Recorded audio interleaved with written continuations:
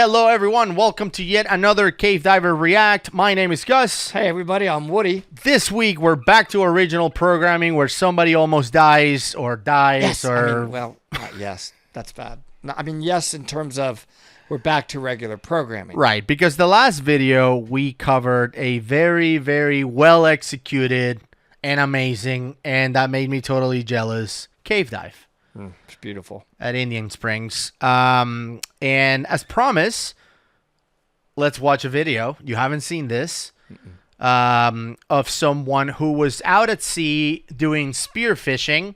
And by the way, in most places, spear fishing on scuba equipment is illegal. They don't allow you to do it. If you want to spear fish, you have to free dive. You have to dive from the surface, no tank, then spearfish, and then come back up. So this guy's doing that, keeping it legal. Free diving, goes in, spearfishes a fish, goes all the way up, and then something happens. Okay. Let's watch.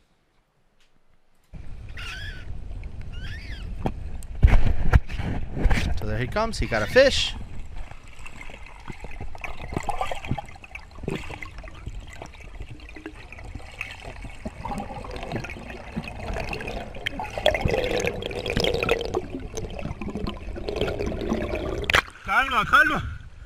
Calma.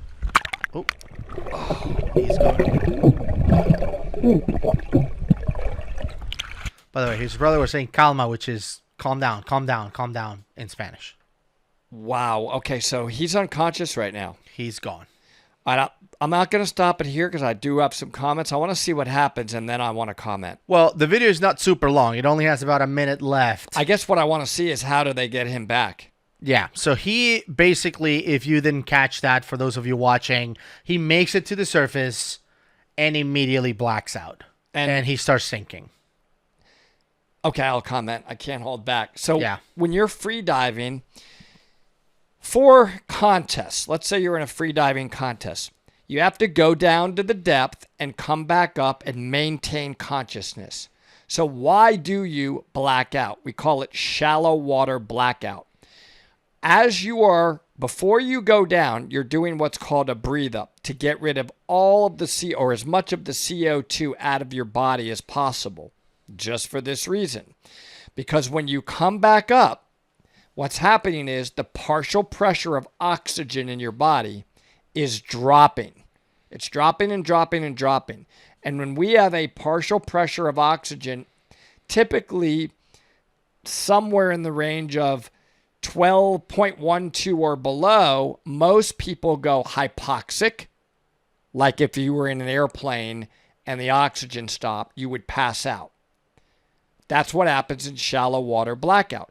So you need to do an incredibly good job before you go down of building up as much O2 in your system as possible, getting rid of the CO2 so that when you do come up, the partial pressure of the oxygen in your body doesn't drop below a level that allows you to maintain consciousness. That takes practice on the build-up. It takes understanding the procedures. If you don't, you'll come up to the surface and then all of a sudden you'll immediately pass out like what you just saw. You're hypoxic, basically. Yep. So this guy is blacked out. Breathe. Breathe, Danny. Breathe, Danny. Danny, breathe. Danny, breathe.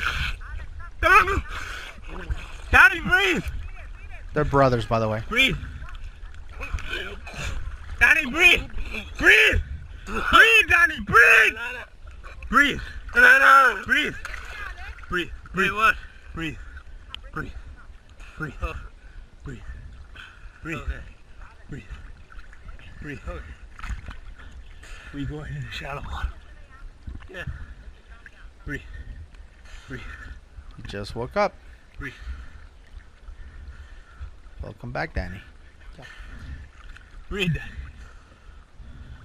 Get him in the boat.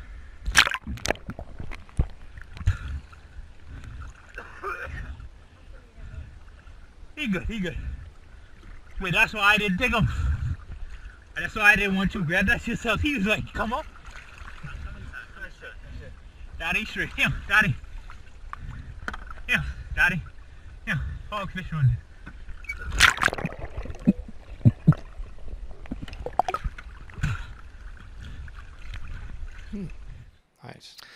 So I don't know what fish that was, but almost cost him his life. So that is another procedure. If somebody passes out, it is a procedure. You immediately go up to them, breathe and yell their name, breathe and yell their name.